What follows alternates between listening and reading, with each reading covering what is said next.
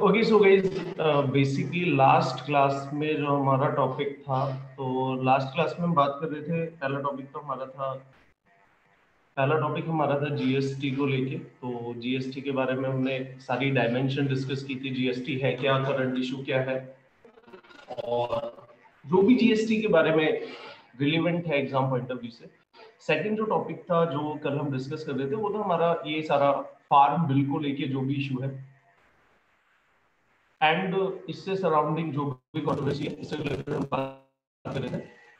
तो इसमें मैंने आपको कई सारे टॉपिक स्टार्ट करने से पहले मैंने आपको बताया था कि ये कुछ फैक्चुअल इंफॉर्मेशन है, ये कुछ कॉन्सेप्ट है जो आपको पता होने चाहिए। उनमें से एक कॉन्सेप्ट था एमएसपी। तो आपको एमएसपी के बारे में भी पता होना चाहिए, और भी बहुत सारे रिलेटेड कॉन्सेप्ट थे, like cabinet committee on economic affairs. इसके बाद what is FCI, what is APMC, और मंडी जिन्हें बोलते हैं। दिल्ली में नॉर्थ कैंपस के आगे अगर आप देखें, आजादपुर मंडी है, की सबसे बड़ी हो मंडी रही है। सॉरी, वॉइस क्रैक हो रही है आपकी सर। क्लियर नहीं आ रही है, बीच बीच में ब्रेक हो रही है। बीच बीच में हो रही है।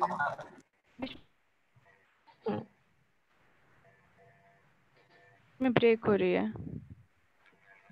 ब्रेक हो रही है तो मुझे एक बार दोबारा से रीस्टार्ट करना होगा। मे बी नेटवर्क को लेके कोई इशू हो। वेट करो, पहले एक मैं अपने फोन को बाहर रख के आ रहा हूँ तो शायद हॉटस्पॉट अच्छे से कनेक्ट करे।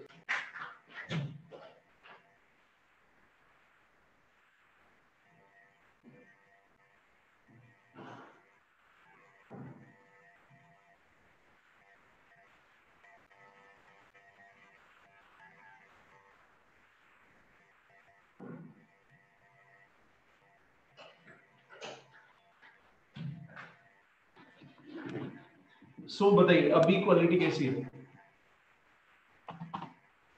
हेलो, सर सही है, ठीक है, बेटर है। Hello, okay, yes sir. चलो कोई नहीं, मैं स्टार्ट करता हूँ। सो लास्ट क्लास में इन सभी बेसिक कॉन्सेप्ट के बारे में हमने बात करी थी। अब मैं डायरेक्ट आपको उस मुद्दे पे लेके जा रहा हूँ, अभी सरकार ने क्या गवर्नमेंट लेके आई है और क्या क्या उससे रिलेटेड इश्यूज है। सी अभी क्या हुआ था, जून या जुलाई में जब भी आया था, गवर्नमेंट ने क्या किया। सी नॉर्मली आप सभी लोगों ने दो टर्म सुने होंगे, एक होता है आपका एक्ट या एक होता है आपका बिल,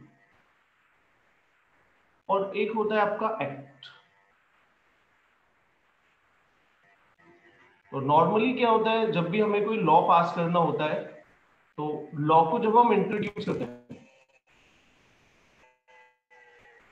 इंडिया में अगर आपको लॉ बनाना है तो आपके पास दो ही ऑप्शन है इंट्रोड्यूस करने के। पहला ऑप्शन है या तो पार्लियामेंट में पास करोगे, पार्लियामेंट कहाँ है, सेंट्रल गवर्नमेंट में, सेंट्रल गवर्नमेंट का। और सेकंड है, अगर आपको कोई लॉ बनाना है तो you are going to introduce that particular bill in legislative assembly. Legislative assembly short form मैंने लिखा है एलए, हिंदी में इनको बोलते हैं विधानसभा। तो ये होती है आपकी स्टेट में। सो अगर आपको कोई भी एक्ट बनाना है, कानून बनाना है, तो आपको एक बिल इंट्रोड्यूस करना होता है। इंट्रोड्यूस कहां करोगे, पार्लियामेंट में। जब हम पार्लियामेंट को पढ़ेंगे तो समझ में आएगा, in parliament there are two house. पहले हाउस को हम बोलते हैं लोकसभा एलएस, और दूसरे हाउस को हम बोलते हैं राज्यसभा। अगेन ये पॉलिटिकल टॉपिक है, इसको हम फर्दर बाद में कभी डिस्कस करेंगे। अभी के लिए आप ये समझिए कि पार्लियामेंट के दो हाउस होते हैं, एलएस लोकसभा, आरएस राज्यसभा। तो अगर आपको कोई बिल इंट्रोड्यूस करना है, या तो पार्लियामेंट में आप इंट्रोड्यूस करेंगे या लेजिस्लेटिव असेंबली विधानसभा में। डेफिनेटली अगर यूपी को कोई लॉ बनाना है, यूपी एक स्टेट है, तो यूपी इंट्रोड्यूस करेगा the legislative assembly of UP. अगर मिस्टर केजरीवाल को कोई लॉ बनाना है तो वो इंट्रोड्यूस करेंगे legislative assembly of Delhi. But अगर सेंट्रल गवर्नमेंट के लिए कोई लॉ बनाना है तो वो इंट्रोड्यूस होगा पार्लियामेंट में। ठीक है, बेसिक खत्म हो। अब बिल अगर इंट्रोड्यूस हुआ है तो दैट मे पास, हो सकता है वो पास हो जाए, और हो सकता है वो पास ना हो। तो अगर वो पास हो गया, पास होके वो बनता है एक्ट। ओके, तो बिल यू कैन से कि पास नहीं हुआ है तो बिल होता है, पास होने के बाद वो एक्ट बनता है, कानून बनता है। ओके, पास होने के भी दो तरीके हैं। पास होने के दो तरीके हैं, थोड़ा सा याद रखना है। इस बार ये थोड़ा इंटरेस्टिंग था क्योंकि इस बार हुआ ही ऐसा था, आपने कई बार सुना होगा। पास कराने के दो तरीके हैं। अगर आपको किसी बिल को पास कराना है तो यू हैव टू वेज, या एक्ट बनाना है तो यू हैव टू वेज। पहला वेज है कि आप पार्लियामेंट में जाएंगे,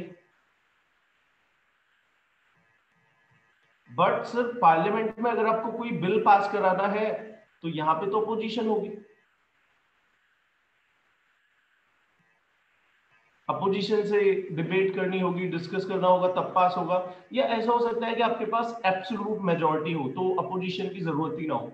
फॉर एग्जांपल आर्टिकल 370 जब इन्होंने हटाने के लिए जो बिल पास किया था 5 अगस्त को, तो सेंट्रल गवर्नमेंट के पास लोकसभा में मेजॉरिटी है, अपोजिशन सपोर्ट करे या ना करे फर्क ही नहीं पड़ता है।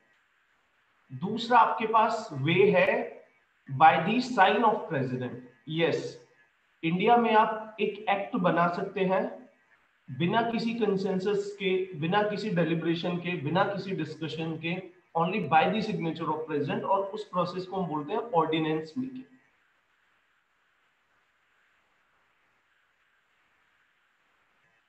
Ordinance making.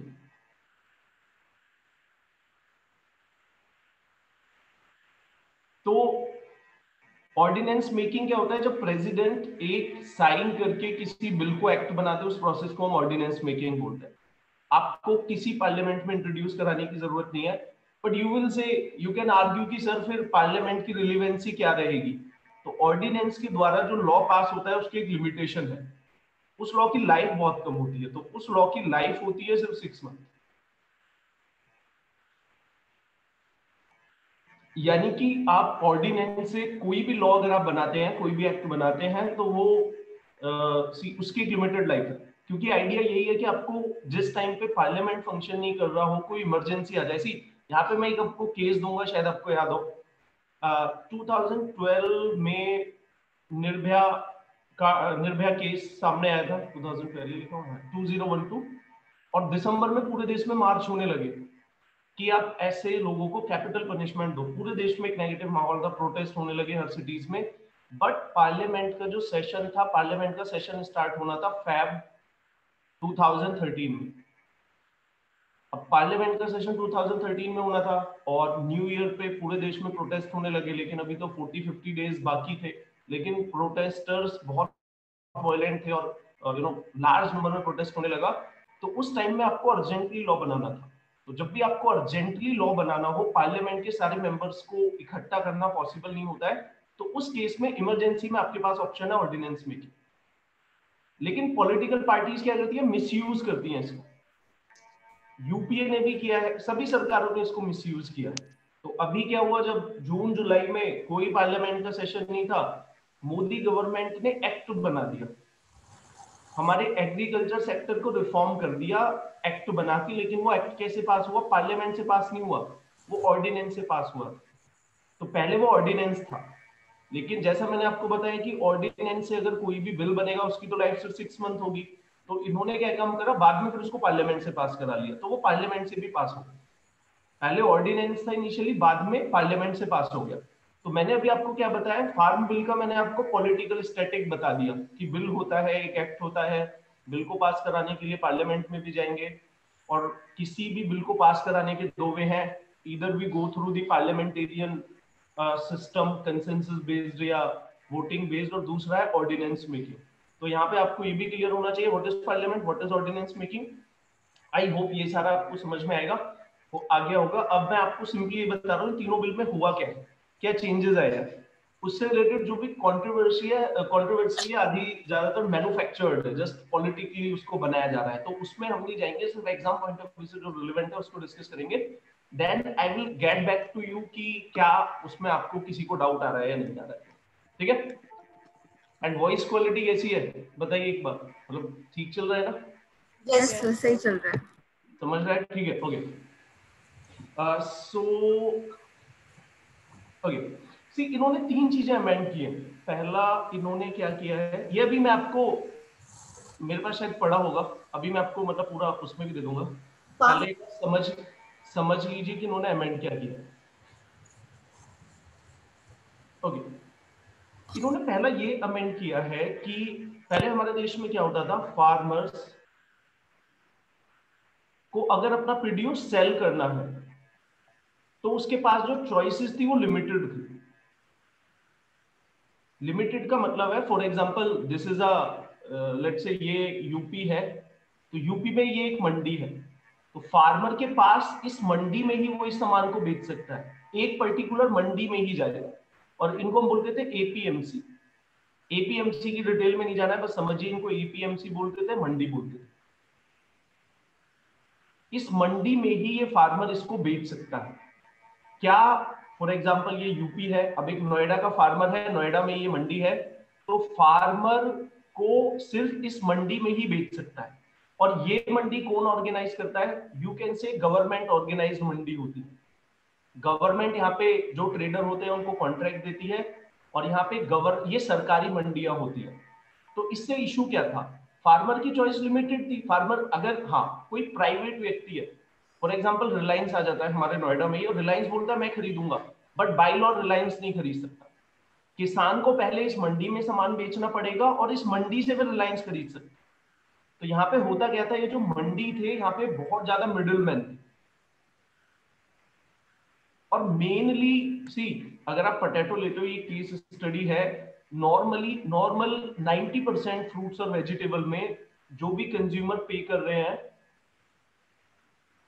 उसका एट मैक्स, मैं आपको बता रहा हूं, एट मैक्स 15 से 20% फार्मर के पास जाता है। और ये तो बेस्ट केस सिनारियो है, यानी कि आपने पोटैटो अगर 40 रुपी पर केजी पे खरीदे हैं तो फार्मर को कितना मिलेगा, एट मैक्स उसको 6 से 8 रुपए मिलेंगे। कंज्यूमर ने 40 पे करेगा और फार्मर को 6 से 8 रुपए मिले हैं। जो बीच के 30 से 34 रुपीज है वो इन कमीशन एजेंट के पास चला जाता है, और बीच के लॉजिस्टिक और बीच के मिडिलमैन ले जाते हैं। तो अब सरकार ने क्या किया है, सरकार ने पहला ये बोला है कि किसान अब, और एक और दूसरा ये था, अगर एक किसान यूपी का है तो वो सिर्फ अपनी यूपी में ही बेचेगा। मेरा अगर यूपी का किसान है, वो बोले कि मैं महाराष्ट्र में जाके बेच रहा हूं, वो नहीं बेच पाएगा। एपीएमसी मंडी से कोई मिडिल मैन खरीदेगा, वो बेचेगा।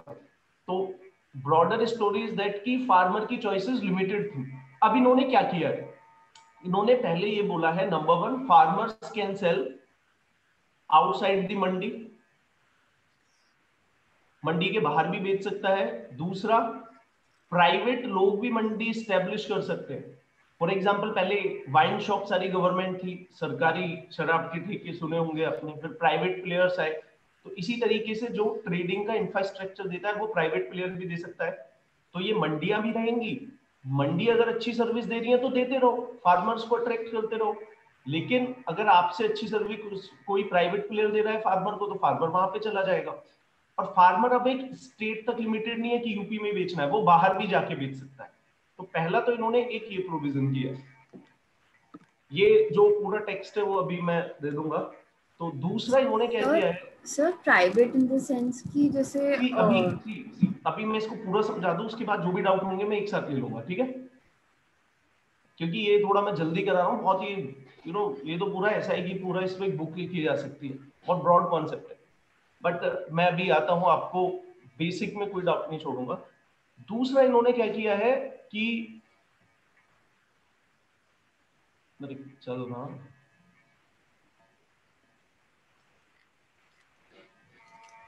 ओके, दूसरा इन्होंने क्या किया है, एक हमारे देश में एक्ट था essential commodities, essential commodities act 1955। ये एसेंशियल कमोडिटी एक्ट था। अब इसमें क्या होता था, इवन यू वॉन्ट बिलीव कि हमारे देश में सी जो ट्रेडर है, अब ट्रेडर होंगे तो डेफिनेटली प्राइवेट प्लेयर ही होंगे, बिल्कुल सही है। ये स्टॉकिंग नहीं कर सकते, ये होर्डिंग नहीं कर सकते। मतलब एक ट्रेडर को अगर लेट्स से उसको 1000 kg पोटैटो अपने पास रखना है, वो नहीं रख सकता है। अब यू विल से कि सर उसको रखने की जरूरत भी क्या है, बट सर एक बात बताइए, अगर हमारे देश में फूड प्रोसेसिंग, अगर एक इंडस्ट्री है उसको फूड प्रोसेसिंग करनी है तो उसको तो स्टॉकिंग करनी पड़ेगी, लेकिन ये हमारे देश का एसेंशियल कमोडिटी एक्ट ये स्टॉकिंग अलाउ नहीं करता है। पहला तो दिक्कत है स्टॉकिंग अलाउ नहीं करता है। दूसरा इसमें दिक्कत क्या है, सरकार इसको मिसयूज करती है, अनप्रिडिक्टेबल पॉलिसी है। फॉर एग्जांपल ऑनियन के कभी रेट बढ़े तो सरकार ने बोल दिया कोई ऑनियन होल्ड नहीं करेगा, कभी किसी और चीज की रेट बढ़े तो सरकार ने बोल दिया आप इसको होल्ड नहीं करोगे, इसकी स्टॉकिंग नहीं कर सकते। तो ज्यादातर सरकारें शुगर केन पे भी बोल देती थी कि पहले कोई शुगर केन इकट्ठी नहीं करेगा, कोई पल्स अपने पास नहीं रखेगा, पल्सेस। तो सरकार किसी भी कमोडिटी को एसेंशियल कमोडिटी में डाल देती थी और उसका फिर आप स्टॉक मेंटेन नहीं कर सकते। तो ऐसे में होता क्या था, कोई फर्क नहीं पड़ता था, बिल्कुल आप सही सोच रहे होंगे, लेकिन फर्क ये पड़ता था कोई हमारे देश में फूड प्रोसेसिंग सेक्टर में इन्वेस्टमेंट ही नहीं करता था। हमारे देश में आप जितनी भी फ्रूट्स वेजिटेबल आज प्रोड्यूस होती है 100% में से फूड प्रोसेसिंग 2% से भी कम है सर। चाइना में फूड प्रोसेसिंग आपकी होती है ऑलमोस्ट 30%, वेस्टर्न कंट्रीज में 40 to 60%, क्योंकि फूड प्रोसेसिंग में वैल्यू बढ़ती है। अगर आप प्लेन एक मैंगो बेच रहे हो उसके रेट मिलेंगे आपको लेट से फार्मर को 8, लेकिन अगर फार्मर उस मैंगो को काट के उसका पिकल बना के बेच रहा है तो उसमें उसको रेट मिल जाएंगे 100। तो हमारे देश में फूड प्रोसेसिंग थी नहीं, तो फूड प्रोसेसिंग में इन्वेस्टमेंट भी नहीं आ रही है। क्यों नहीं आ रही है? क्योंकि एसेंशियल कमोडिटी एक्ट सरकार को परमिट करता है कि वो किसी भी कमोडिटी को एसेंशियल कमोडिटी बना दो, और अगर आपने उसको एसेंशियल कमोडिटी बना दिया तो आप उसको स्टॉक नहीं कर सकते। सी, ऐसा नहीं है कि एसेंशियल कमोडिटी फुली अनजस्ट है, ऐसा नहीं है। अब आप देखिए कि बहुत सारी मेडिसिन है एसेंशियल कमोडिटी में डाली हुई है, पैंडेमिक के दौरान भी डाल दी क्योंकि लोग स्टॉकिंग कर रहे थे। But what is the logic कि पोटैटो भी एसेंशियल कमोडिटी है हमारे देश में, ऑनियन भी एसेंशियल कमोडिटी है, अभी यही हो रहा है। तो सरकार ने अब इसमें अमेंडमेंट कर दिया है और सरकार ने ये बोला है कि नॉर्मली आप हर किसी चीज को इसमें नहीं डाल सकते, डालोगे तो उसके लिए कोई क्लॉज है। मतलब बेसिक आप ये समझ लेना कि एसेंशियल कमोडिटी एक्ट में से उन्होंने ज्यादातर कमोडिटीज को निकाल दिया, और अगर डालोगे भी तो उसके लिए कुछ टर्म एंड कंडीशन इन्होंने सेट कर दिया। तो ये 2-3 मेजर रिफॉर्म थे। पहला आपको याद रखना है, एसेंशियल कमोडिटी एक्ट में इन्होंने ये बोला है कि हर किसी को आप नहीं डाल सकते, डालने की पावर भी सेंटर ने, स्टेट की पावर कम कर दी, अपने पास पावर ले ली, क्योंकि हर स्टेट मिसयूज करती थी।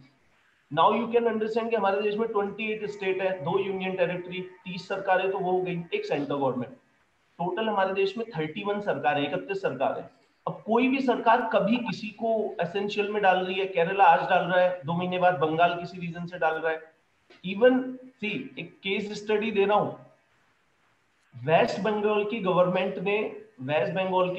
ने 2017 में आई गेस सारे के सारे प्राइवेट ट्रेडर से बोला, उन्होंने ऑनियन और पोटैटो को एसेंशियल कमोडिटी में डाल दिया, और प्राइवेट प्लेयर से बोला कि इसको इस रेट पे बेचो, और जो उन्होंने रेट दिया वो उनकी कॉस्टिंग से भी कम था।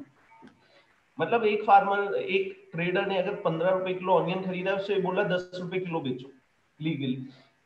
अब कौन व्यक्ति फिर इन्वेस्टमेंट लेके आएगा? और प्रैक्टिकली पॉसिबल भी नहीं था, फिर ब्लैक मार्केटिंग होगी, कागज पे तो वो 10 ही दिखाएंगे लेकिन वैसे 15 में बेचेंगे, 20 में बेचेंगे। तो पहला है एसेंशियल कमोडिटी में अमेंडमेंट किया गया। दूसरा है farmer can sell outside the Mandi, outside the state. और पहले क्या होता था, सी, पंजाब में पंजाब की सरकार क्या करती थी कि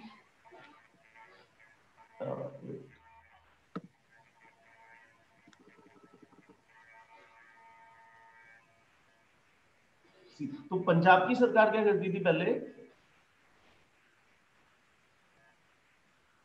पंजाब की सरकार ने ये बोला है कि हमारे राज्य के जितने भी फार्मर है वो पंजाब में ही बेचेंगे, ठीक है, ये मंडियां, हर मंडी में जो ट्रेड होगी उस पर टैक्स लगा हुआ है।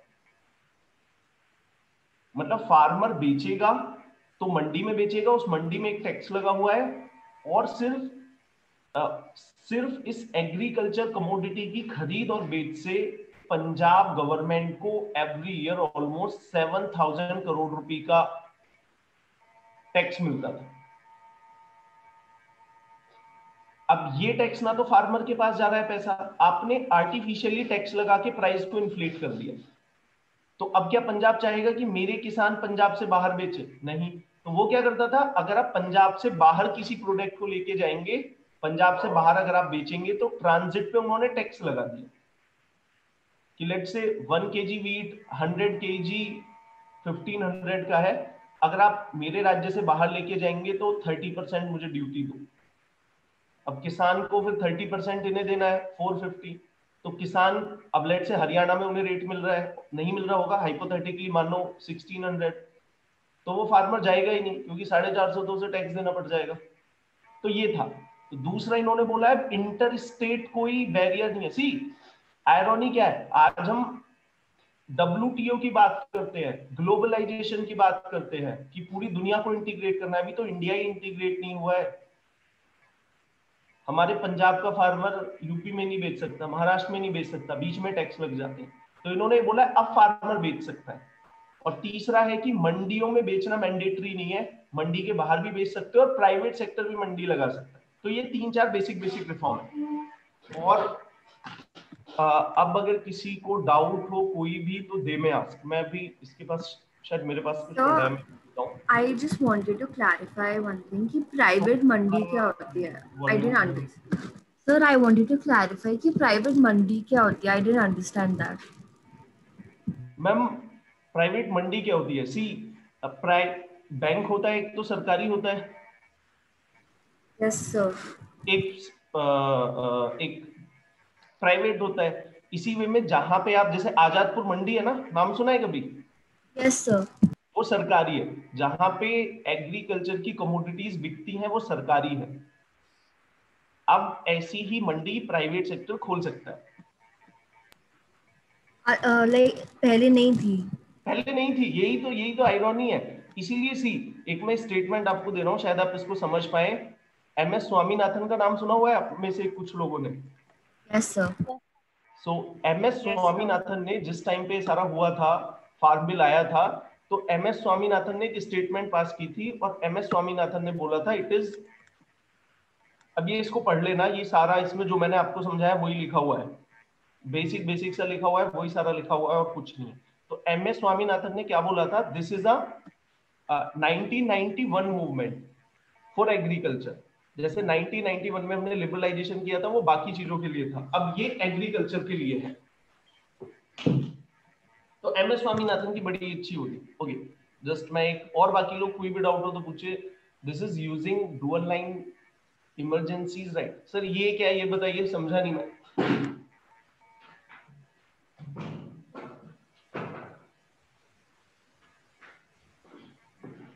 सर मैं ऑर्डिनेंसेस की बात कर रही थी। यूजुअली इमरजेंसी लाइक इमरजेंसीज जैसे प्रेसिडेंट। प्लीज रिपीट कीजिए, बच्चे का मैसेज आया है। दिस इज यूजुअली, अच्छा सॉरी मैंने क्या पढ़ लिया, this is usually done during, okay मैं ऑर्डिनेंसेस की बात कर रही हूँ। You are talking about ordinance? Yes sir. Okay, ordinance normally emergency में नहीं, नॉट इमरजेंसी, अर्जेंसी, जब भी आपको अर्जेंसी है। सी पॉलिटिक्स में बताऊंगा, इसकी फिलोसफी बड़ी अच्छी थी, बहुत रैशनल ये कॉन्सेप्ट था, बट हमारे देश में तो मिसयूज होता है ना, इसलिए इसका मिसयूज हो गया और कुछ नहीं हुआ। ओके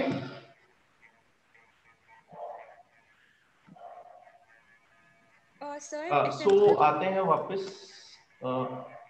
सो अब ये farm bill, why farmers protesting if all though these reforms are in favour, ये लंबी फिलोसफी है, ऐसे ही होता है। होता क्या है ना, सी अगेन एक केस स्टडी, आप सभी लोगों को पता होगा कि ये डिमोनेटाइजेशन के बाद की बात है, 2017 की बात है। गवर्नमेंट ने हमारे देश की जितनी भी हेरिटेज साइट्स है, लाइक रेड फोर्ट और 7 हेरिटेज स्ट्रक्चर थे, उनके मेंटेनेंस को प्राइवेटाइज कर दिया कि सरकार जो मेंटेनेंस एफिशिएंटली नहीं कर पा रही है। तो जब उसको प्राइवेटाइज करा तो लोगों ने बोला देश का दिवालिया निकल गया, रेड फोर्ट बेच दिया। तो वही सेम आर्ग्यूमेंट है, कोई फर्क नहीं। सरकार अगर रेलवे को प्राइवेटाइज करेगी तो लोग बोलेंगे कि आपने रेलवे बेच दी। ये मोस्टली पॉलिटिकली मोटिवेटेड है और कुछ नहीं है। और ये लंबी फिलोसफी है, जब भी आप रिफॉर्म करते हो, जब भी आप एग्जिस्टिंग स्ट्रक्चर को चेंज करते हो, लोगों को समझ में नहीं आता है, बातें इतनी अपीलिंग नहीं होती है। मैं बता रहा हूँ, देखो क्या होता है। अब आप इस तरीके का डाउट किसी और के मन में भी आ रहा है, या मैं सिर्फ मूव करूं या थोड़ा सा और इसको एलिब्रेट करूं? बताइए। सर नहीं सर, ये बता दीजिए कि क्यों वो प्रोटेस्ट कर रहे हैं। थोड़ा लाउड बताइए, मुझे पता नहीं कि वॉइस क्लियर नहीं सुनाई दे सर रही है। क्यों प्रोटेस्ट कर रहे हैं? अगर सब कुछ इतना अच्छा हो रहा है, उनके वेलफेयर के लिए ही हो रहा है, तो फिर वो इतने चलो एक एग्जांपल देता हूँ।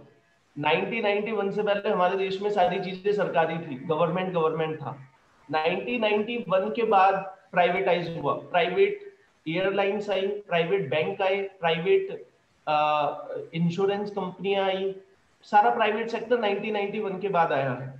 लेकिन आप 1991 के पार्लियामेंट की डिबेट देखिए, जब मनमोहन सिंह ने अनाउंस किया कि हम प्राइवेटाइजेशन करने जा रहे हैं, तो उस टाइम पे हमारे सारे एमपीज ने प्रोटेस्ट किया।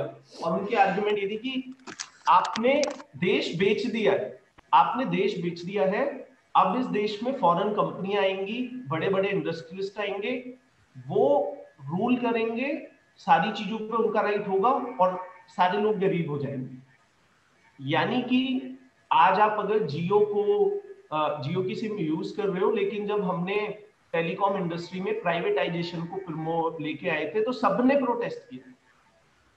तो रिफॉर्म होता है, प्रोटेस्ट होता है, उस टाइम पे जाके देखिए। और जिन लोगों ने प्रोटेस्ट किया था ना, जिन लोगों ने बोला था प्राइवेट सेक्टर को मत लेके आइए, वही लोग आज प्राइवेट एयरलाइन भी यूज कर रहे होंगे, प्राइवेट एजुकेशन भी यूज कर रहे होंगे, सारे लोग वो यूज कर रहे होंगे सर्विसेज। तो ये प्रोटेस्ट क्यों हो रहा है, दैट्स अ वेरी अब समझा दूंगा मैं, टाइम वेस्ट होगा, एग्जाम पॉइंट ऑफ व्यू से कुछ नहीं है। मेनली प्रोटेस्ट है वो, सी प्रोटेस्ट हो रहा है, आप देखिए देश के किस हिस्से में हो रहा है। थोड़ा सा मैं बता रहा हूँ, पंजाब के फार्मर्स को थोड़ा सा नुकसान है इससे, पंजाब और हरियाणा के, बाकी पूरे देश के फार्मर्स को नुकसान नहीं है। तो देश के इंटरेस्ट में, फार्मर्स के इंटरेस्ट में, इसलिए आप देखिए पूरे देश के फार्मर प्रोटेस्ट नहीं कर रहे हैं, लिमिटेड एरिया के फार्मर प्रोटेस्ट कर रहे हैं।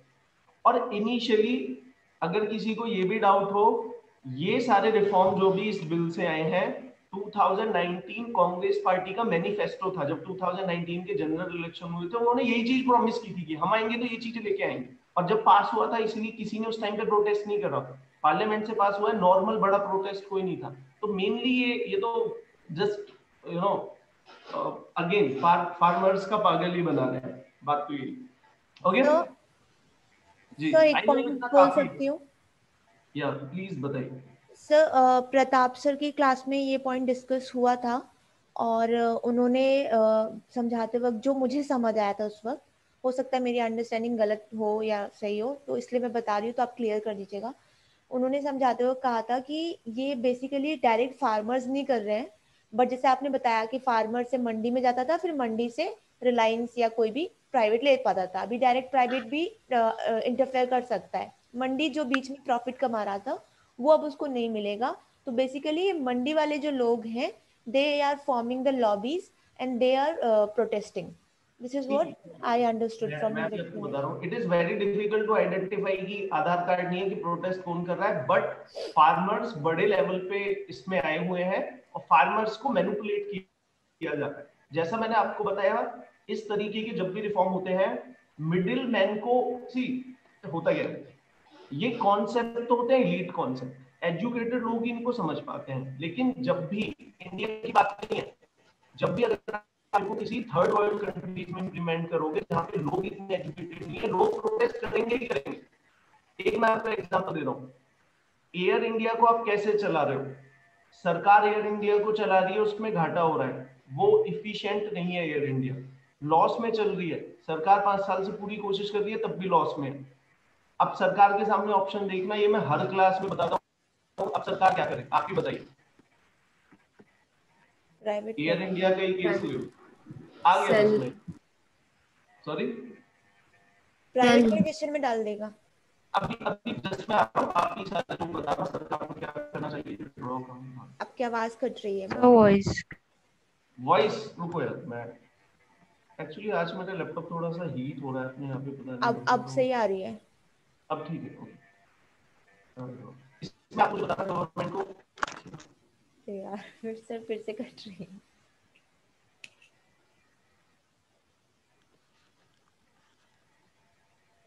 ओके, आ गया वॉइस तो आ जाएगी।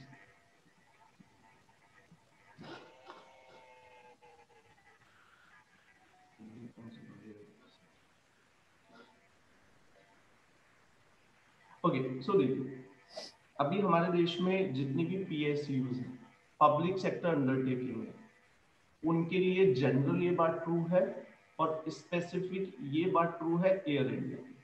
ये आप सभी लोगों के लिए एक क्वेश्चन है, आप सभी लोग अपने थॉट प्रोसेस से मुझे इसका सॉल्यूशन बताएंगे, फिर मैं उसको काउंटर करूंगा। मैं अभी सॉल्यूशन बता रहा हूं, then you will understand how complicated is Air India. Loss में है। अब इस सरकार के पास क्या ऑप्शन है? पहला ऑप्शन, सरकार इसको इफिशिएंट बनाए,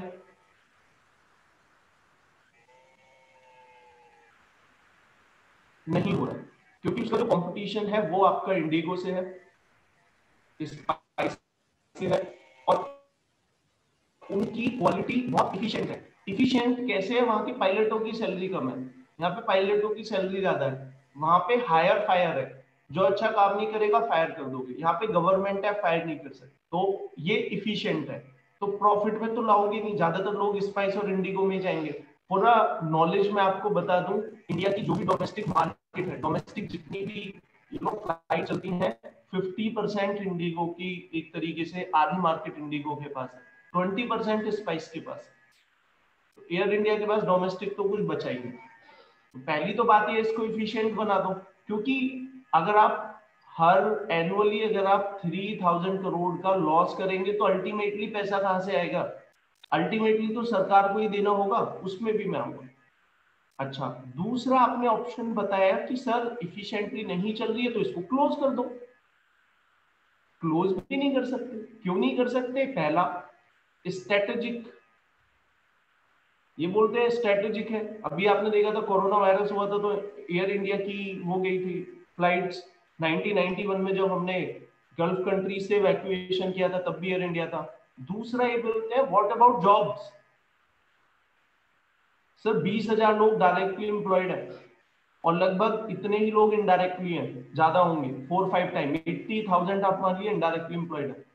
कल को गवर्नमेंट अगर इसे बैन करती है, दे विल से कि देखो मोदी पे कुछ नहीं हो रहा है, एयर इंडिया और बंद कर दी, पॉलिटिकली वो हो जाएगा। तो कोई भी पॉलिटिकल पार्टी इसको क्लोज तो नहीं करेगी, पागल बनाती रहेगी लोगों का, लॉस में जा रही है देती रहेगी, लेकिन क्लोज नहीं करेगी, क्योंकि that will prove disastrous. Election में बिहार के इलेक्शन आ रहे हैं, पता चला देखो मोदी ने एयर इंडिया बंद करा दी, ये लोग भी डेमोक्रेसी है, प्रोटेस्ट करेंगे, कुछ नहीं होगा। अब ना तो इफिशिएंट कर सकते हैं ना क्लोज करते हैं। तीसरा, इसको हम बेच दें, सेल कर दें। सेल करने में पहला इशू जो होता है कि देखो देश इतना डूब गया कि एयर इंडिया को आप बेच रहे हो, और बेचोगे तो किसको बेचोगे?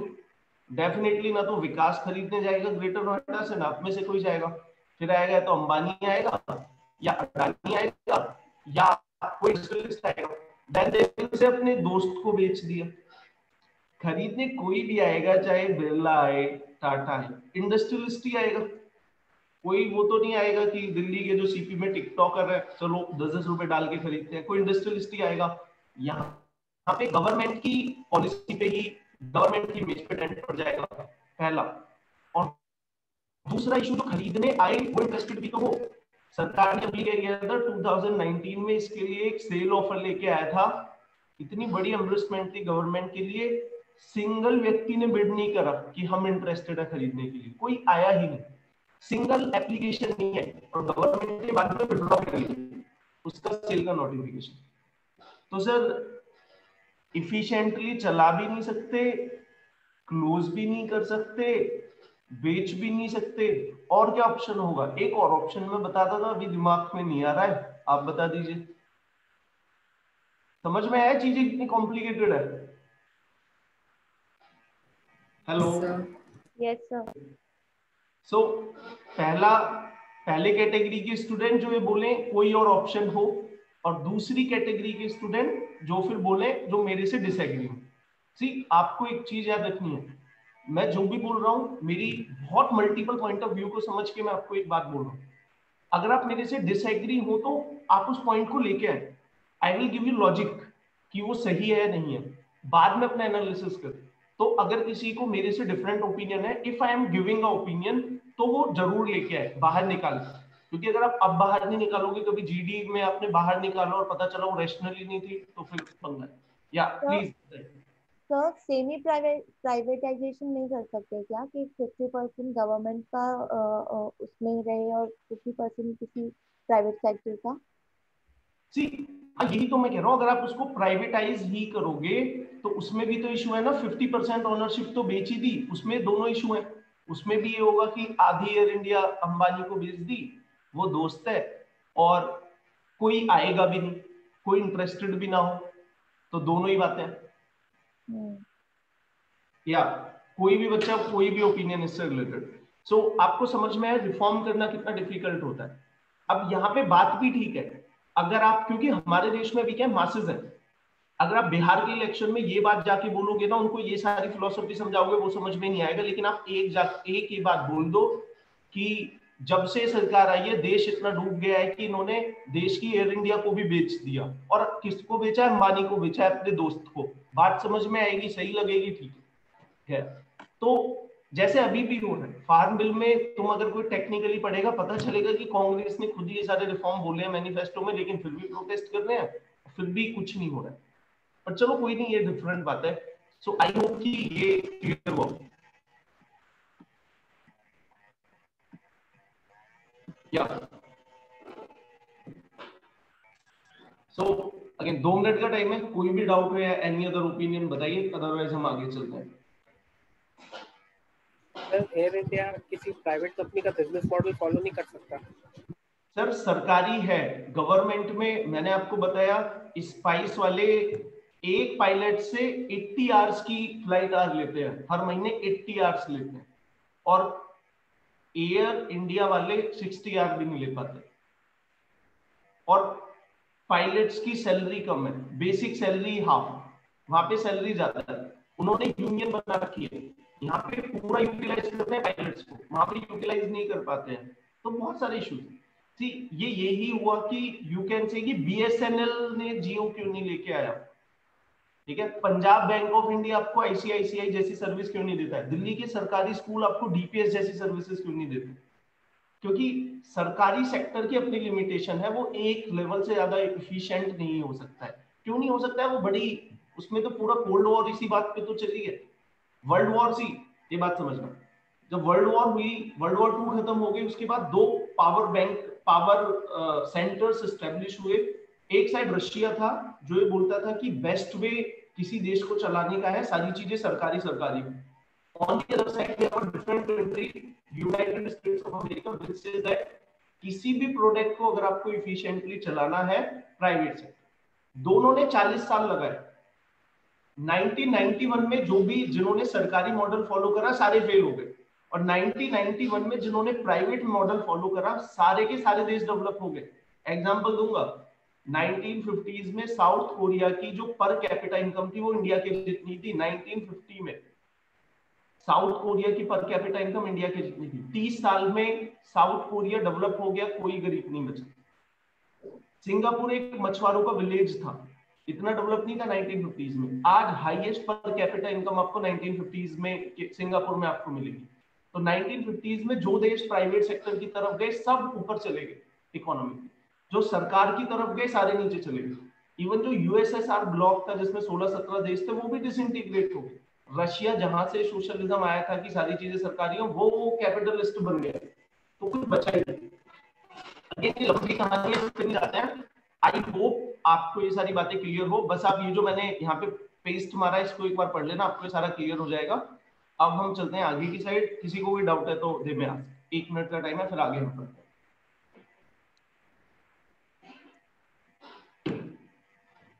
या ओके, नहीं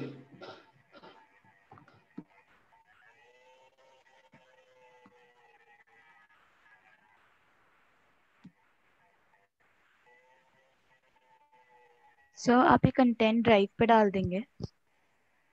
यार ये ड्राइव पे नहीं पहुंचता है, इसका सिर्फ एक ही तरीका है, वो है कि ये इसमें मैंने कई बार करके देखा। कल मैंने इसमें 1 घंटा अपना बर्बाद करा। इसमें कोई ऑप्शन नहीं है, इसमें यही ऑप्शन है, ये शेयर होता है। शेयर के लिए इसमें यहाँ पे ये आ जाएगा। कुछ बच्चों के साथ तो शेयर हो गया, ईमेल डालना पड़ेगा, और कोई इसमें ऑप्शन नहीं। ना ये पीडीएफ में कन्वर्ट होता है, कुछ नहीं होता। और वन नोट वाले बिना वन नोट के इसको एक्सेस भी नहीं करने देते, मतलब इनकी भी स्ट्रेटेजी होगी कि अगर आने तो वन नोट आएगा ही आएगा। चलो आप इसको देखिए। सो अब मैं आपको, ये तो बड़ी बात होगी। सो आई होप कि सारे बच्चों को ये फार्म बिल, एमएसपी क्या है, ये इसमें क्या रिफॉर्म हुए हैं, इसका बेसिक आइडिया हो गया। Okay sir, yes sir. या सर एम आई ऑडिबल? हाँ हाँ या बताइए। हाँ सर, अभी आपने जो एयर इंडिया का बताया था फॉर जॉब विच इज 20,000 और 80,000, उसमें आपने बताया था कि employment which is directly and indirectly. So what is employment done directly and indirectly? नमस्ते पापा, मैं क्लास में हूँ। सी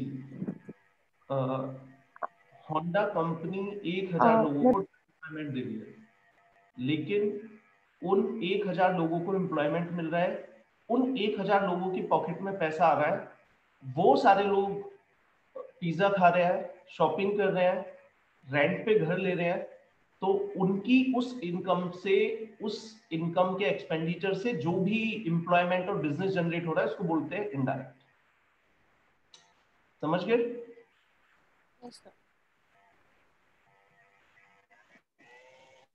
ओके, तो आपने दूसरा पॉइंट है। ओके, तीसरा पॉइंट है, अभी आपने न्यूज में सुना होगा, ये बड़ा अच्छा चल रहा था, पर कैपिटा इनकम। पर कैपिटल इनकम उसको बोलते हैं। अभी न्यूज में ये था कि जो बांग्लादेश की पर कैपिटा इनकम है वो इंडिया से ज्यादा है, और ये बताया था आईएमएफ ने। और आईएमएफ ने और भी 2-3 चीजें बताई थी जो बड़ी कंट्रोवर्शियल थी, इस बार न्यूज में थी, उन पे भी अभी हम आएंगे। What is per capita income, इसको एक बार हम समझते हैं। तो पर कैपिटा इनकम कुछ नहीं है, एक तो देश की नेट इनकम, नेशनल इनकम होती है। सर ये थर्ड टॉपिक है। ये सेकंड है मैडम, कोई नहीं, नंबर पे मत जाओ। नेशनल इनकम होती है देश की, और उस नेशनल इनकम को जब आप देश की पॉपुलेशन से डिवाइड कर देते हैं, और इस नेशनल इनकम को हम टेक्निकली, ये मैं बोल रहा हूं बस इसको याद रख लेना, इसको समझने की कोशिश मत करना। नेशनल इनकम को हम टेक्निकली बोलते हैं नेट नेशनल प्रोडक्शन, एनएनपीएफसी। बस ये, इसको टेक्निकली रट्टा मारने की कोशिश मत करना, इतना समझ लो काफी।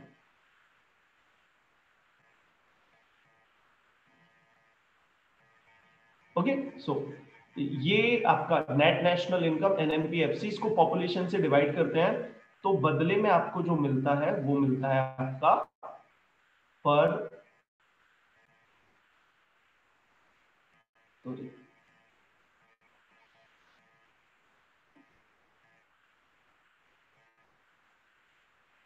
तो बदले में आपको जो मिलता है वो मिलेगा,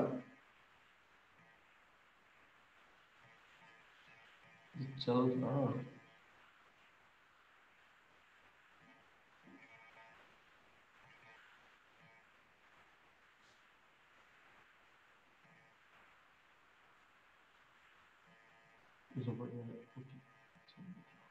तो बदले में आपने पेन सिलेक्ट मिल गया, मैं ये वही सिलेक्ट नहीं कर रहा था। तो बदले में आपको जो मिलेगा वो मिलेगा आपका पर कैपिटा। इसको अच्छे से समझना, और मैं आपको एक चीज बता रहा हूं कि इसके बाद बहुत सारी डिबेट सेटल हो जाएंगी, जो इंडिया के बारे में आपकी बहुत सारे पॉइंट ऑफ व्यूज है, ये है वो है, वो बहुत सारे पॉइंट ऑफ व्यूज आपके क्लियर हो जाएंगे इसको समझने के बाद। अब आप देखिए, अब आपको ये समझ में आ गया हमारे देश की टोटल इनकम। फॉर एग्जांपल, किसी फैमिली में 10 लोग हैं, और या लेट्स से आप देखिए, चलो मैं इंडिया का आपको एग्जांपल ही देता हूं।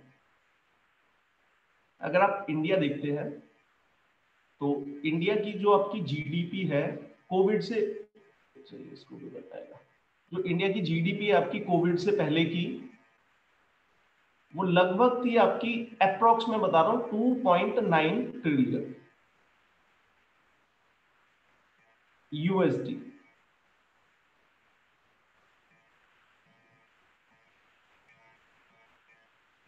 अगेन यूएसडी डॉलर में। बट अगर आप देखते हैं कि इस पॉपुलेशन को, इस इनकम को अगर आप देश की पॉपुलेशन से आप डिवाइड कीजिए, देश की पॉपुलेशन है 1.35 करोड़, तो हमारी जो पर कैपिटा इनकम है, एक व्यक्ति की इनकम है, वो बहुत कम आती है। वो रफली आती है आपकी $2,200 के आसपास आती है यूएसडी पर एनम, एनुअली सिर्फ $2,200 है। और अगर आप यूनाइटेड स्टेट की देखेंगे कंपैरिजन पर कैपिटा इनकम, ये पर कैपिटा इनकम का कॉन्सेप्ट क्लियर है या इसमें किसी को डाउट है अभी? Clear sir. क्लियर है ना? तो ये वो बात है कि एक फैमिली 3 लाख रुपए कमा रही है, 10 मेंबर है, तो पर पर्सन की इनकम हुई 30,000। दूसरी फैमिली 2 लाख रुपए कमा रही है लेकिन 2 ही मेंबर है, तो वहां पे पर पर्सन की इनकम हुई 1 लाख। तो यूनाइटेड स्टेट में अगर आप देखोगे, यूनाइटेड स्टेट की टोटल जीडीपी है 22 ट्रिलियन, पॉपुलेशन होगी उनकी लगभग 33 करोड़, और उनकी पर कैप, ये सारा अप्रोक्स है, कैलकुलेट करके ये मत बता देना, ये अप्रोक्स में आपको मैं बता रहा हूँ। यूनाइटेड स्टेट की पर कैपिटा इनकम है अप्रोक्स 45,000 यूएस डॉलर, 45,000। चाइना की भी लगभग, चाइना की कितनी है, 8-9,000 के आसपास है, 9,000 के आसपास है चाइना की, हमसे 4 टाइम ज्यादा है पर कैपिटा इनकम। यूरोप की कितनी है अगर आप यूरोप की देखें तो,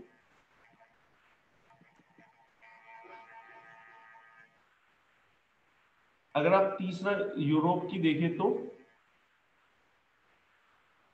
यूरोप की जो आपकी एवरेज है वो लगभग 35,000 के आसपास है। अगर आप सिंगापुर की देखें 50 प्लस है। और एक चीज याद रखना, इंडिया की 2200 है, in Africa 35 countries have, per capita income को हम शॉर्ट फॉर्म में पीसीआई भी लिख देते हैं, have PCI of more than 2,000 USD. तो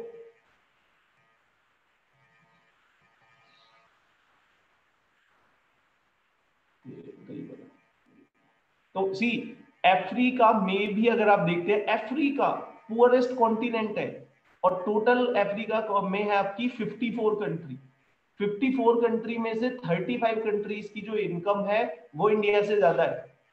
तो अगर आप पर कैपिटा इनकम देखें, हम कहीं नहीं है, बट अगर आप एब्सोल्यूट टर्म में देखें, ये याद रख लेना, एग्जाम पॉइंट ऑफ व्यू से अच्छा है, अगर आप एब्सोल्यूट टर्म में देखते हैं, बिगेस्ट जीडीपी किसकी है, तो सी अभी चलो इस पे भी मैं आऊंगा। बिगेस्ट जीडीपी सबसे पहला नंबर आपका आता है यूएस से, दूसरा आपका नंबर आता है चाइना, तीसरा आपका आएगा इंडिया। ये है पीपीपी। पीपीपी में एक दूसरा मोड होता है एनआई, नेशनल इनकम।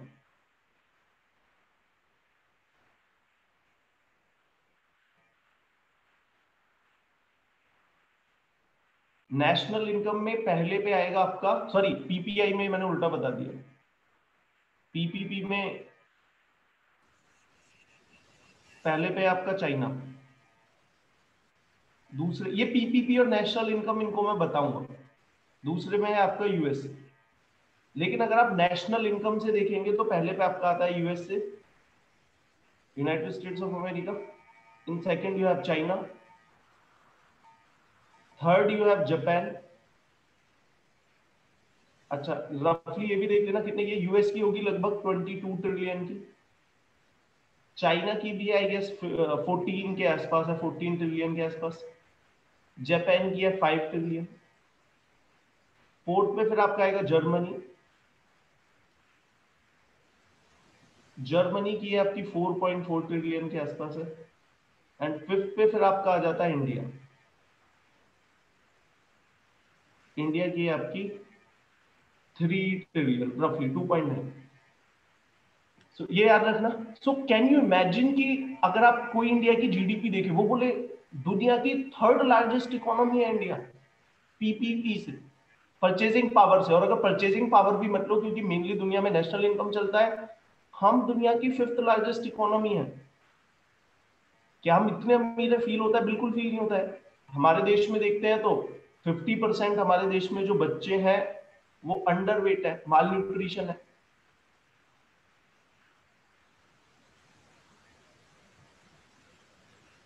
माल न्यूट्रिशन है।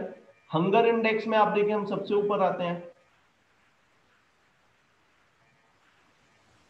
हंगर इंडेक्स में हम ऊपर आते हैं। लेकिन अगर आप यहाँ पे देख रहे हो 5th लार्जेस्ट इकोनॉमी है, क्योंकि सी यूएस की अगर आप रिलेटिवली पॉपुलेशन देखें, यूएस की ये इनकम डिवाइड होती है 22 ट्रिलियन की 30 करोड़ लोगों में। चाइना की ये 14 ट्रिलियन डिवाइड होती है 140 करोड़ लोगों में। जापान की होगी लगभग 12-13 करोड़ है। जर्मनी के भी 7-8 करोड़ है। हमारे देश में 3 ट्रिलियन की इकोनॉमी है और ये डिवाइड होगी 130 करोड़ लोगों में। तो पर कैपिटा इनकम कम है हमारे। ओके, सो आपको ये समझ में आया होगा कि अब आईएमएफ की ये डेटा कौन देता है? वर्ल्ड बैंक भी बताता है, आईएमएफ भी बताता है। तो अगर कोई बोल रहा है कि पर कैपिटा इनकम में हम बांग्लादेश से पीछे हैं, तो उसमें कोई सरप्राइज होने वाली बात नहीं है। हम अफ्रीका के 35 देश हमसे आगे हैं। अभी विकिपीडिया पे चेक करना, डेटा मिल जाए। तो एब्सोल्यूट टर्म में तो हम आगे हैं क्योंकि पॉपुलेशन ज्यादा है। ये वही बात है कि एक फैमिली में 50 लोग हैं और उनकी इनकम 4 लाख है।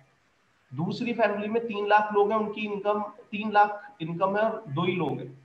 एब्सोल्यूट देखने में फैमिली 1 बड़ी रिच लग रही है, लेकिन उनको तो 50 लोग हैं, डिवाइड करके कुछ नहीं आएगा। शायद उनको अच्छा खाना भी ना मिल रहा हो। लेकिन दूसरी फैमिली में एब्सोल्यूट देखोगे कुछ नहीं मिलेगा, लेकिन जब आप उनका पर कैपिटा इनकम देखोगे तो पता चलेगा। ये मैं बता रहा हूँ परचेजिंग पावर और नेशनल इनकम क्या होती है, इसको अभी बताऊंगा। उससे पहले का कोई डाउट है तो you may ask.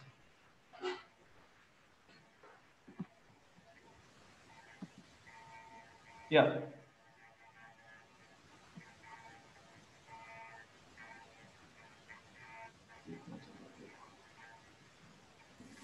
No doubt sir. Clear है? किसी को कोई और आर्ग्यूमेंट देनी है, कुछ पूछना है? No sir. ओके, इसमें अभी 2-3 ठीक है, इसमें मैं आगे चलता हूँ। तो अगेन अब मैं 15-20 मिनट तक कंटिन्यू करूंगा, जल्दी जल्दी कुछ पढ़ाऊंगा, फिर आगे इस पे आते हैं। ठीक, ये आपको मैं बता दूं ये क्या होता है। What is this purchasing power?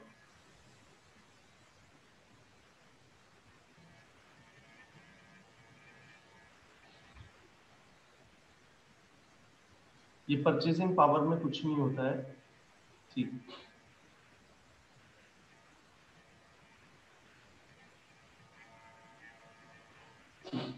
आपने एक चीज देखिए, आप एग्जांपल लीजिए बिहार। बिहार के कोई लोग हैं तो इमोशनल मत हो ना, यूपी भी लिख सकता हूँ ना, नॉर्थ ईस्ट भी लिख सकता हूँ ना, poor state, and then you will say Mumbai. हाँ, mister X is earning 50K in Bihar per month, and Mr. Y is earning, कितना बोलूं वहां पे, बढ़ाओ नहीं बढ़ाओ, okay, Mr. Y is earning 1 lakh per month in Mumbai. Okay. So question is to you कि national income किसकी ज्यादा है? हेलो, मुंबई की। बट परचेजिंग पावर किसकी ज्यादा है? एक्स। बिहार है। क्योंकि बिहार में एक छोटा सा आपको बता रहा हूँ, बिहार में आपको यही वो होता है जो लोग एक और मैं इंडेक्स बना देता हूँ और अच्छे से समझ में आएगा।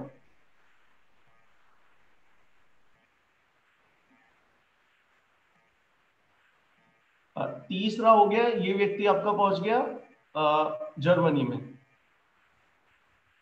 मिस्टर जेड, और यहाँ पे इनकी पर मंथ इनकम है 3 लाख। तो ये सबसे अमीर है। लेकिन प्रैक्टिकली पता चलेगा कि इस 3 लाख रुपए की इनकम में से अगर उसको एक डोमेस्टिक सर्वेंट रखना है उसकी मंथली सैलरी 80,000 है, और इस बेचारे का जर्मनी वाले का फूड का ही खर्चा महीने का लेट्स से 70,000। यहाँ पे जो बिहार वाला है इसको 2,000 रुपए में सारी फ्रेश वेजिटेबल मिल जाती है, 5,000 रुपए पर मंथ में इसको एक डोमेस्टिक हेल्प भी मिल जाती है। तो इसकी परचेजिंग पावर ज्यादा है। अगर आप डेटा देखोगे तो लगेगा जर्मनी वाला व्यक्ति ज्यादा कमा रहा है, लेकिन उससे वो कितनी परचेजिंग पावर जनरेट कर पा रहा है, कितना खरीद पा रहा है, वो सबसे कम। तो अगर आप तो क्या आप बोलोगे परचेजिंग पावर अच्छा इंडेक्स है? हाँ, अच्छा इंडेक्स है। तो अगर आप परचेजिंग पावर के हिसाब से देखेंगे इंडिया थर्ड पे, बट अगर आप नंबर में देखेंगे तो इंडिया की जीडीपी सिर्फ 3 ट्रिलियन। परचेजिंग पावर का मतलब सिर्फ ये है, देखो आपने एक बास्केट बना ली, उस बास्केट में आपने कुछ फ्रूट्स रखे, कुछ वेजिटेबल रखा, एक रेंट रखा, एंटरटेनमेंट कुछ जोड़ा, और वो सेम आप इंडिया में कितने में खरीद पा रहे हैं, चाइना में कितने में खरीद पा रहे हैं, उस हिसाब से वैल्यूएट करते हैं। तो उस हिसाब से हम थर्ड पे। माने कितना सस्ता है कितना महंगाई है उस हिसाब से। सॉरी, मतलब कि कितना कोई भी कंट्री में कितनी कौन सी चीज कितनी सस्ती है कितनी महंगी है उस हिसाब से बोल रहे हैं ना। परचेजिंग पावर ब्रॉड पॉइंट ये। तो यहाँ पे क्या हुआ, एक समझदार आदमी ये बोलेगा कि मुझे ये मत बताओ तुम कितने लाख रुपए महीने के कमा रहे हो, मुझे सिर्फ ये बता दो कि एक महीने की टोटल सैलरी पे आप क्या क्या परचेज कर सकते हो, बस मुझे ये बता दो। तो जर्मनी वाला बोलेगा कि मैं एक महीने की सैलरी पे अपना पूरा घर का मंथली का राशन लेके आता हूँ, डोमेस्टिक को देता हूँ और रेंट पे करता हूँ, खत्म मेरी मंथली सैलरी। बिहार वाला बोलेगा कि मैं पूरे महीने का राशन लेके आता हूँ और 2 सर्वेंट रख रखे हैं, और हर महीने एक वैकेशन पे भी चला जाता हूँ, फिर भी बच जाता है। तो परचेजिंग पावर में सबसे आगे कौन है? Okay, hello, yes sir. आई होप ये क्लियर हो गया। अब हम आगे यस चलते सर। Yes sir. ओके, सो ये दूसरा हो गया। अभी आईएमएफ ने एक और प्रेडिक्शन की थी, ये है, अब ये होगा practically third.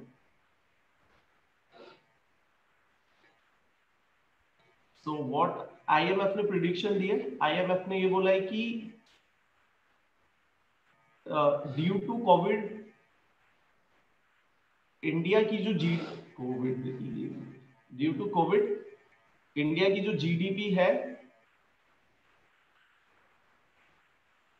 That will decrease by 10%। तो 10% कॉन्ट्रैक्ट हो जाएगी। मतलब पिछले साल हमारी जीडीपी 3 ट्रिलियन की थी, कोविड के कारण अब ये ट्रिलियन 10% से कम हो जाएगा। ये जीडी आईएमएफ की प्रेडिक्शन है। मन कर रहा है तो आप मान सकते हैं, नहीं मन कर रहा है मत मान।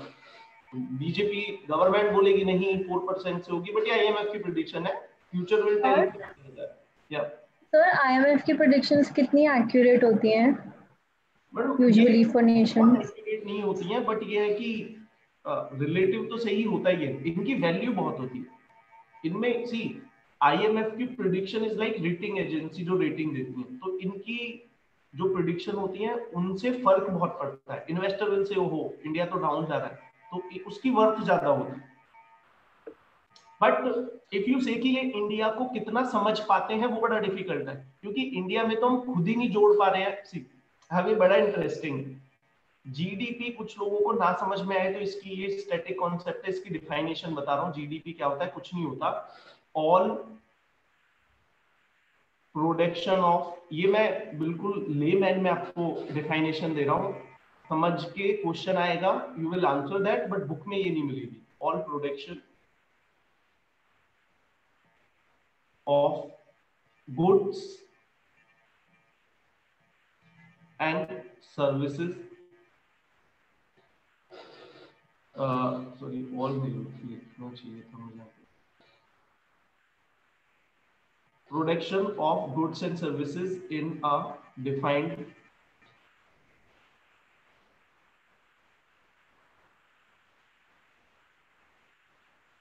geographical area in a specific time। एक और यहां पे मैं लाइन ऐड कर रहा हूं, मार्केट वैल्यू ऑफ ऑन। तो market value of all the production of goods and services in a defined geographical area in a fixed time. अब समझा रहा हूं क्या? तो डिफाइंड ज्योग्राफिकल एरिया, इस केस में इंडिया, तो पूरे इंडिया में टाइम क्या है? 1 साल। पूरे इंडिया में 1 साल में जितनी भी गुड्स का मतलब कोई भी product, laptop is a good, service का मतलब है स्मार्ट आपको दे रहा है सर्विस, हॉस्पिटल आपको देते हैं सर्विस, ओला देता है सर्विस, नेटफ्लिक्स देता है सर्विस। पूरे इंडिया में 1 साल में जितनी भी गुड्स एंड सर्विसेज प्रोड्यूस हुई हैं, उनकी जो मार्केट वैल्यू है उसे हम बोलते हैं जीडीपी। और ये टोटल मार्केट वैल्यू थी भारत में 2019 से 2020 वाले पीरियड में 3 ट्रिलियन। आईएमएफ ने ये बोला है कि सर ये हो जाएगी कब? ये कितनी कम हो जाएगी? ये हो जाएगी 10% से। हम हर देश को इसी से वैल्यू करते हैं। यूएस की जीडीपी कितनी है? 22 ट्रिलियन। अच्छा, फनी बात है, पाकिस्तान की जीडीपी कितनी है? गैस करो।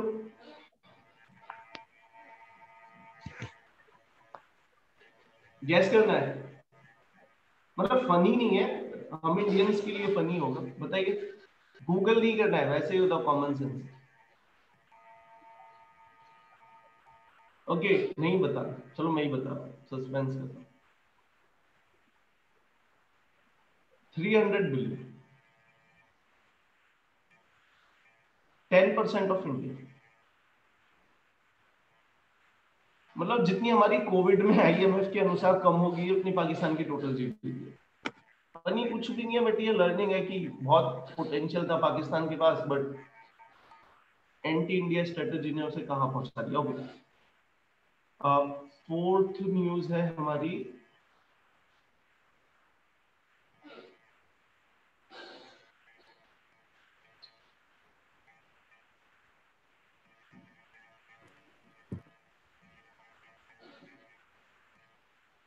फोर्थ हमने न्यूज पढ़ी है, ये हो गया आईएमएफ वाला हो गया। हाँ, हमारा फॉरेन एक्सचेंज रिजर्व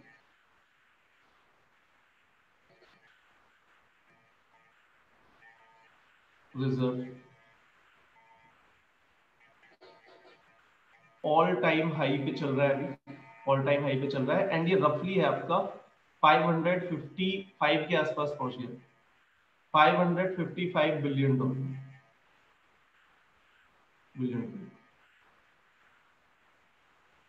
इंडिया के लिए पॉजिटिव है, ये बड़ी पॉजिटिव है, क्योंकि 1991 में जब एलपीजी क्राइसिस आया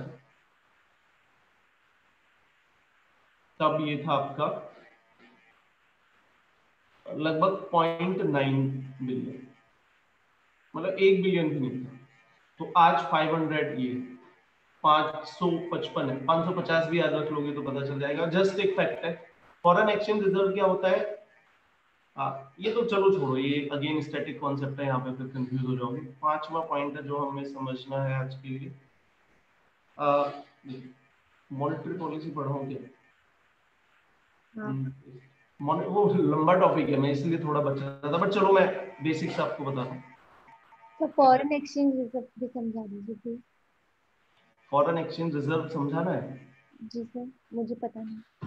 एक सेकंड में टाइम देख लेता हूँ, फिर उसके अकॉर्डिंग में चलते 5-20 अगेन। हाँ, 15-20 मिनट बच रहे हैं, मतलब मैं 10 मिनट एक्स्ट्रा बढ़ा लूंगा तो 20 मिनट है। अभी मुझे बताइए, अभी से रिलेटेड किसी को कुछ भी डाउट है, एडिशनल इंफॉर्मेशन किसी को कुछ पूछना है तो बताइए।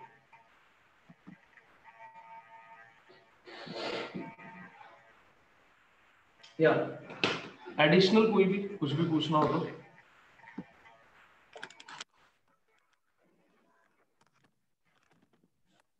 हेलो,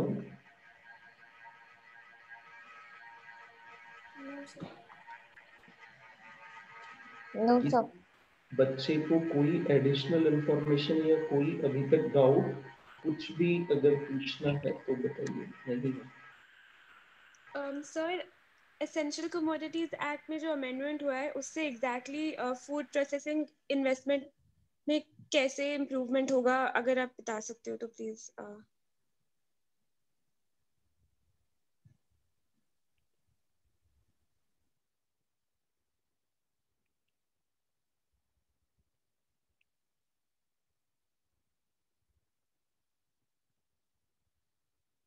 हेलो सर, आप हैं?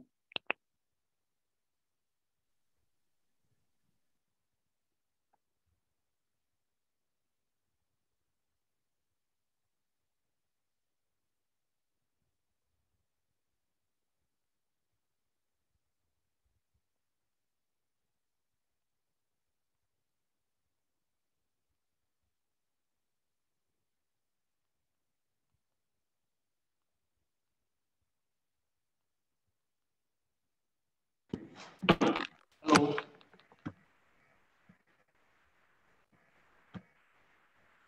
हाँ सर, बोलिए। सॉरी, एक्चुअली मेरा कॉल आ गया था तो ये डिस्कनेक्ट हो गया होगा। और कॉल तो मैंने काट दिया बट बीच में डिस्कनेक्ट हो गया होगा। सो प्लीज बताइए कोई भी। सी, एक है ना, ये थोड़ा सा क्लियर कर लो कि अब मैं आपसे पूछ रहा हूँ कि कोई ये बताओ, और तो मुझे कोई इसमें इशू नहीं है, तुम ना भी बताओ, मैं 1.5 घंटे कंटिन्यू पढ़ाता रहूंगा। बट होता क्या, मैं बार बार पूछ रहा हूँ, टाइम ही तो वेस्ट हो रहा है। अगर किसी को ये है कि कोई डाउट पूछना ही नहीं है, लास्ट में पूछना है, तो लास्ट में रुका करो। और 2-2 मिनट में, 20 मिनट में अगर मैं आपसे पूछता भी हूँ, मैं पूछ रहा हूँ, कोई यही नहीं बता रहा, डाउट नहीं है, मैसेज कर दो। और अगर नहीं भी बताना है मुझे, उसमें भी कोई डाउट नहीं है, मैं फिर लास्ट में ही रुकूंगा। तो कम से कम सर टॉपिक तो मैसेज ज्यादा। किया है। ओके ओके, सी, मैं अभी देख रहा हूँ। तो ये तुम्हारे ही फायदे के लिए, the relation between improvement in investment in food processing and the change in the essential commodities act, मैं जस्ट इसको अभी ले रहा हूँ। ये डाउट है और मुझे ये समझाना है what is foreign exchange reserve. ये मैं फटाफट। सर आपका स्क्रीन नहीं दिख रहा है। शेयर तो एक से चेक कर लेता हूँ। शेयर स्क्रीन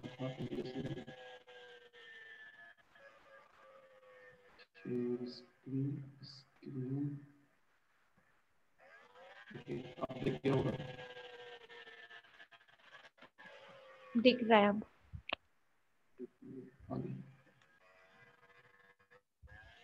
ये होता क्या है, ये नॉर्मली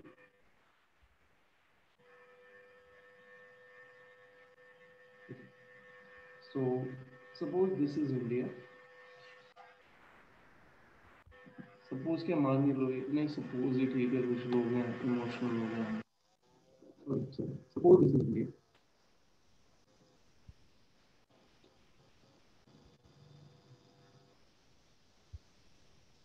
अब ये बात आपको पता है, अगर आप इंडिया से बाहर कोई प्रोडक्ट को अगर आप सेल करते हो तो इसको बोलते हैं एक्सपोर्ट। Custom duty. अगर आपने कोई प्रोडक्ट सेल किया, अब आपने अगर सेल किया है तो एक्सपोर्ट किया है, इसका मतलब आपने कोई गुड्स या सर्विस वो इंडिया से बाहर से किसी भी एक्स कंट्री, लेकिन बदले में जिस कंट्री को गुड्स एंड सर्विसेज मिलती है वो कंट्री आपको क्या करती है, वो आपको पे करती है। और नॉर्मली वो कंट्री आपको क्या पे करेगी, डॉलर्स। डॉलर। क्या वो कंट्री आपको सिर्फ डॉलर्स पे करेगी? नहीं, बट इंटरनेशनली 85% जो ट्रेड होती है वो आपकी किस में होती है, यूएसडी डॉलर्स में होती है। इसीलिए मैं ये मान लेता हूं कि आपने अगर कोई भी प्रोडक्ट बेचा है तो बदले में आपको क्या मिलेगा, डॉलर। क्लियर है? बट कोई अगर ये बोलता है सिर्फ डॉलर मिलेगा, नहीं सर, सिर्फ डॉलर नहीं मिलेगा, बट क्योंकि 85% ट्रेड डॉलर में ही होती है इसलिए मैं डॉलर ही मान। नाउ ऐसा नहीं है, इंडिया को भी बहुत सारी ऐसी गुड्स है और बहुत सारी ऐसी सर्विस है जो इंडिया में प्रोड्यूस नहीं होती। बहुत सारी ऐसी गुड्स और सर्विसेज है जो इंडिया में प्रोड्यूस नहीं होती, तो इंडिया को उन प्रोड्यूस को क्या करना पड़ता है, इंडिया में लेके आना पड़ता है।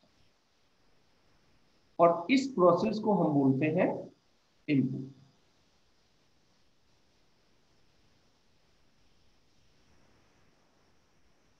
इस प्रोसेस को हम बोलते हैं। देन डेफिनेटली अगर आपने इंपोर्ट करा है तो इंडिया को भी कुछ पे करना पड़ेगा, तो आपको भी जो पेमेंट करनी पड़ती है वो आप किस में करते हो, यूएसडी में, डॉलर्स में आप पे।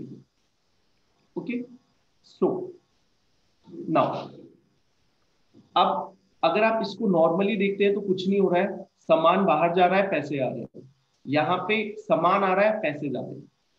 अब इसको हम बोलते हैं, इस प्रोसेस को बोलते हैं बैलेंस ऑफ ट्रेड। तो इंडिया का बैलेंस ऑफ ट्रेड आपको पता तो हो कि हमने कितने का सामान बेचा, कितने का सामान मंगाया, इसको बोलते हैं बैलेंस ऑफ ट्रेड। तो अगर आपको इंडिया का बैलेंस ऑफ ट्रेड निकालना हो तो सबसे पहले आप क्या करोगे, एक्सपोर्ट को लोगे, एक्सपोर्ट कितना इंडिया का, और फिर आप देखोगे उसमें से डिडक्ट कर दोगे इंडिया का इम्पोर्ट। बट जब आप इंडिया में सिचुएशन देखते हो तो क्या होता है, हमारा एक्सपोर्ट है, रफली आपको बता रहा हूँ, कोविड से पहले का, कोविड के बाद तो सारी सिचुएशन खत्म हो गई है, हमारा एक्सपोर्ट है 300 यूएसडी का और हमारा इंपोर्ट है लगभग 480।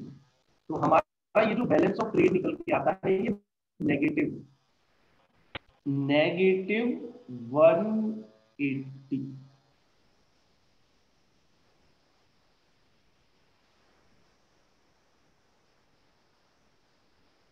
-180 यूएसडी। इसका मतलब अब कोई भी व्यक्ति ये बता सकता है कि इंडिया ने सामान बेच के जो हमने सामान सेल किया, बदले में मिले 300 बिलियन डॉलर, लेकिन जो हमने सामान इंपोर्ट किया वो हमने इंपोर्ट किया 480 का।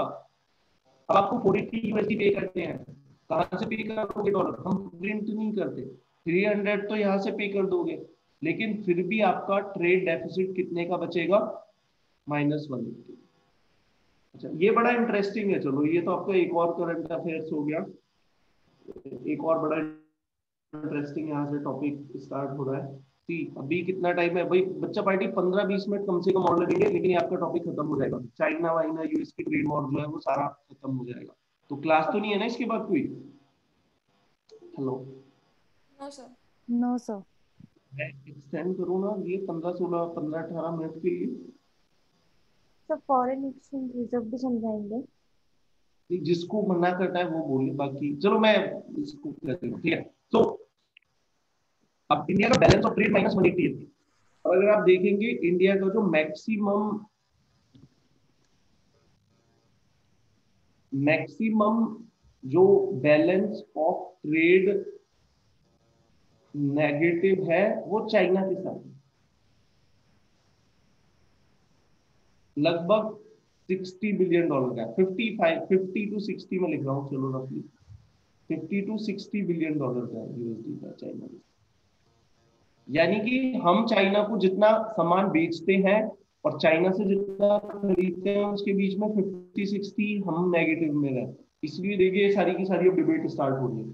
और अगर आप यूएस वर्सेस चाइना देखें तो यहाँ पे यूएस का भी बैलेंस ऑफ ट्रेड नेगेटिव, रफली 400 यूएसडी पर ईयर। इसलिए डोनाल्ड ट्रंप बोल रहे हैं कि हम 400 यूएसडी कमाते हैं, वो 400 यूएसडी की पेमेंट चाइना को कर देते हैं, वो 400 बिलियन चाइना में जाता है, चाइना के लोगों को सैलरी मिलती है, चाइना में प्रोटेक्शन होती है, जिन लोगों को सैलरी मिलती है वो चाइना में इन्वेस्ट करते हैं, और इसलिए हम चाइना के साथ जो ट्रेड है रीनेगोशिएट करते हैं। इसीलिए यूएस ने क्या काम करा, वो टैरिफ लगा दिए, इंक्रीज कर दिए कि चाइना से जो भी सामान आएगा टैक्स ज्यादा बढ़ा दो। इसी को हम बोल रहे हैं trade.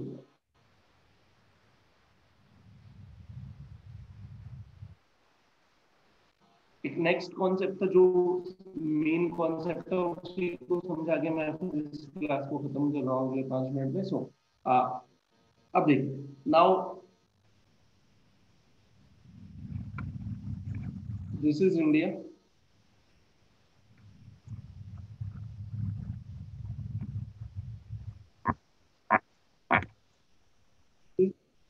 Rest of the world.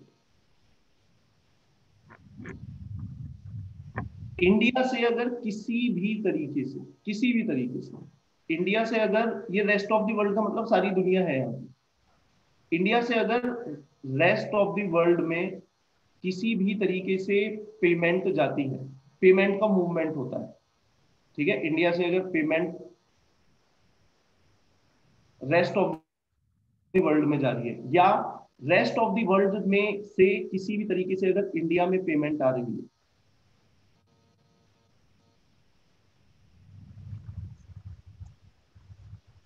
इसकी जो एंट्री होती है वो एंट्री होती है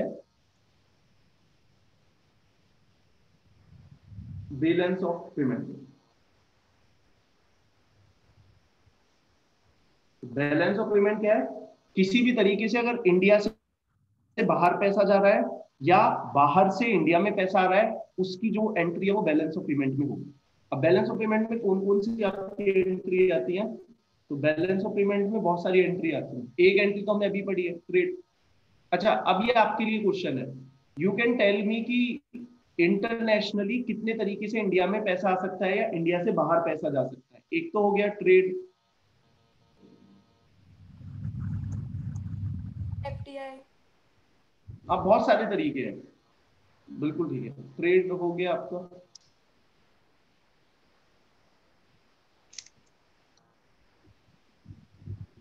ट्रेड हो गया, फॉरेन डायरेक्ट इन्वेस्टमेंट हो गई, लोन हो गया, इंटरेस्ट हो गया,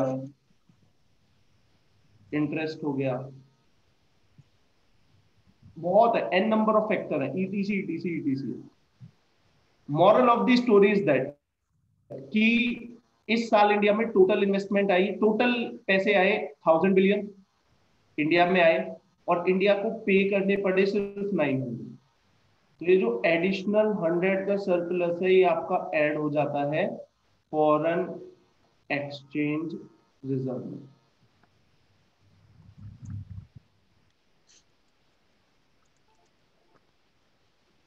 मतलब इंडिया में किसी भी तरीके से पैसा आ रहा है और किसी भी तरीके से डॉलर जा रहे हैं, उसका जो नेट इफेक्ट है, सरप्लस है, तो वो फॉरेन एक्सचेंज रिजर्व में चला जाएगा।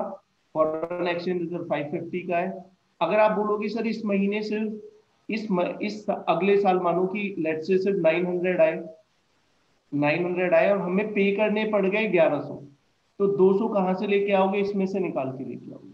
तो इट्स लाइक कि एक सरप्लस टैंक है, अगर जितना भी हमारे पास पेमेंट आ रहा है और जा रहा है, अगर उसका प्लस होगा तो वो फॉरेन एक्सचेंज में चला जाएगा, अगर उसका कम होगा तो वो फॉरेन एक्सचेंज रिजर्व में से निकाल। आई होप ये आपको बड़ा डिटेल टॉपिक है, बट मैंने थोड़ा प्रिसाइज करके समझाया, आई होप आपको ये समझ में आया।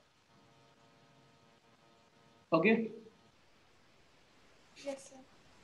सो अब के लिए अब आप बताइए, अब जो भी डाउट है किसी भी बच्चे का, तो जो भी आपके डाउट है यू कैन टेल मी। और सर जो मैसेज किया था वो एसेंशियल कमोडिटीज एक्ट वाला प्लीज बता दीजिए।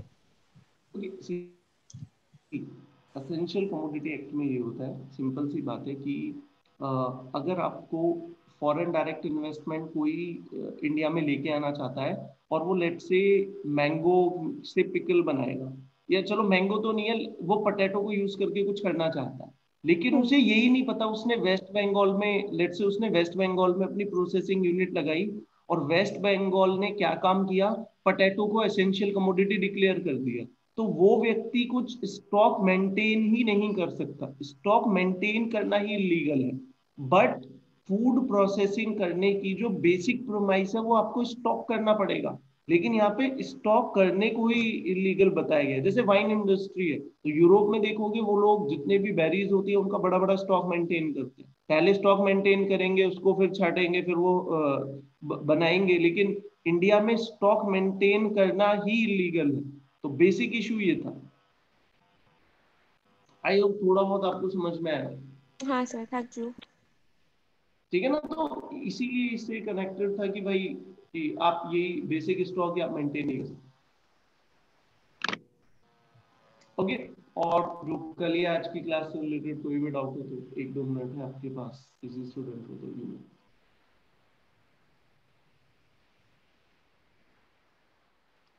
ये कुछ और भी अगर आपने न्यूज में सुना हो तो आपको उसके